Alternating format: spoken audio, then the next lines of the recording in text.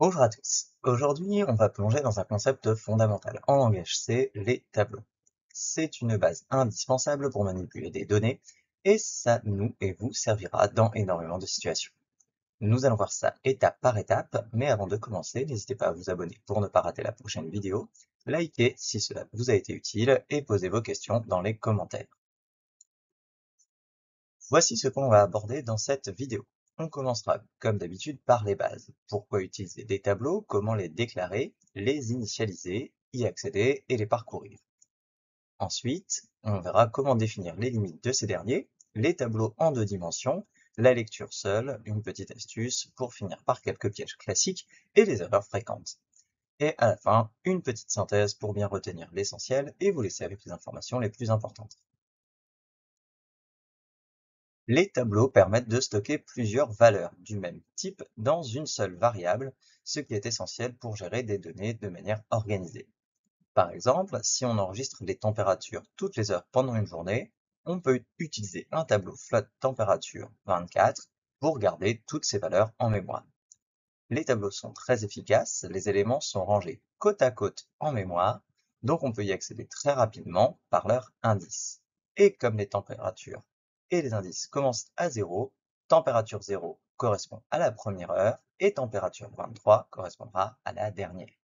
Ce type de structure est utilisé partout, dans des capteurs, des graphiques, des coordonnées, des mesures, des chaînes de caractères, et j'en passe. Il existe plusieurs façons de déclarer un tableau en C. La forme la plus simple, c'est int tab4. On va réserver 4 cases pour des entiers int. Elles ne sont pas initialisées par défaut, donc elles contiennent des valeurs indéterminées. Si on connaît déjà les valeurs, on peut les écrire directement avec des accolades. Int tab crochet égale accolade 1, 2, 3, 4, accolade fermante, point virgule. Le compilateur en déduira automatiquement la taille. On peut aussi n'en remplir qu'une partie, comme int_tab4 avec 1 et 2 entre accolades. Dans ce cas, les cases restantes sont automatiquement mises à 0. Attention, en dehors de l'initialisation, on ne peut pas modifier la taille d'un tableau statique une fois déclaré. Pour accéder aux éléments d'un tableau, on utilise des indices en commençant par 0. Donc dans int_tab3, les cases sont tab0, tab1 et tab2. La méthode la plus courante pour parcourir un tableau, c'est une boucle for ou while. Si on le couple avec l'affichage des valeurs de ce dernier en intégrant un printf et une boucle for, cela donne l'exemple suivant. On part de 0 et on s'arrête strictement avant la taille du tableau. Ici, on a un tableau de 3 entiers, la boucle va afficher les 3 valeurs, une par une.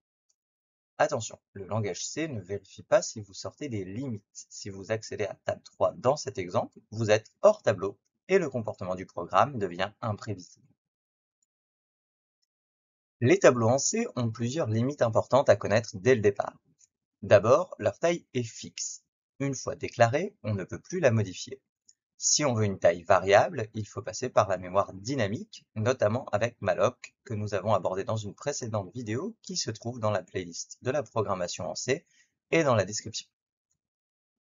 Ensuite, C n'effectue aucune vérification sur les indices. Vous pouvez sans erreur de compilation accéder à une case qui n'existe pas, et le comportement sera alors imprévisible. Écrasement de mémoire, plantage, etc. Autre piège, un tableau ne connaît pas sa propre taille. C'est à vous d'y faire attention.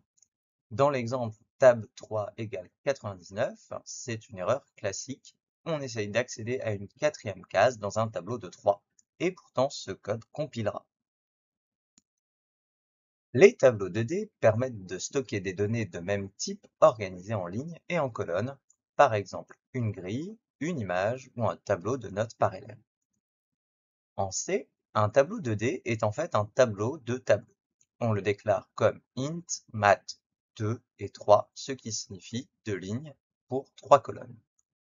On accède aux éléments avec 2 indices, un pour la ligne et un pour la colonne. Par exemple, mat 1, 2 accède à la troisième case de la deuxième ligne. On peut les initialiser avec des accolades imbriquées, puis les parcourir avec 2 boucles for, par exemple. Ces tableaux sont stockés en mémoire contiguë, ligne par ligne. En C, une chaîne comme bonjour est stockée dans une zone en lecture seule de la mémoire. Si on l'assigne un char étoile, on peut accidentellement tenter de la modifier, ce qui est déconseillé et dangereux. Pour éviter ça, on peut toujours utiliser le mot-clé const. Const char étoile message égale bonjour indique que le contenu pointé ne doit pas être modifié. Si on veut un tableau de caractères modifiable, on peut déclarer un char message crochet égale bonjour. Dans ce cas, la chaîne est copiée dans une zone écrivable.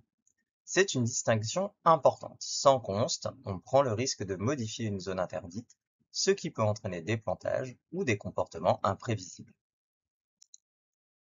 Voici une petite astuce que l'on peut utiliser dans certains projets en C. Stocker la taille du tableau dans tab 0, c'est-à-dire dans le premier élément. Dans ce cas, les vraies données commencent à tab 1. Par exemple, ici tab 0 contient 5, ce qui signifie qu'on a 5 éléments, et ils sont stockés de tab 1 à tab 5. Cette astuce peut permettre de ne pas passer la taille séparément à la fonction, puisqu'elle est déjà dans le tableau, et d'optimiser en quelque sorte le nombre de variables et de paramètres transmises de fonction en fonction. Mais attention, ce n'est pas du tout une généralité, pas forcément conseillé, et ce n'est pas non plus une pratique standard. Et cela peut rendre le code plus difficile à comprendre ou à maintenir, surtout si quelqu'un ne connaît pas cette convention. Disons que dans quelques cas très particuliers où le nombre de paramètres d'une fonction serait limité, cela peut être une des solutions potentielles envisageables.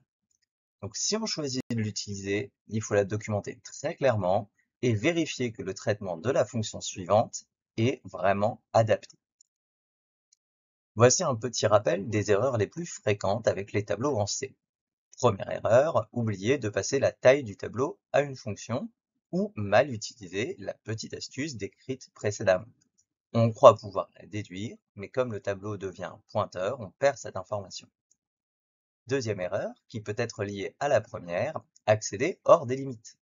Comme C ne vérifie rien, ou en tout cas nous fait vraiment confiance sur tout, on peut facilement dépasser le tableau, ce qui crée un comportement indéfini. Ces erreurs sont courantes, mais une fois qu'on les connaît, on peut facilement les éviter.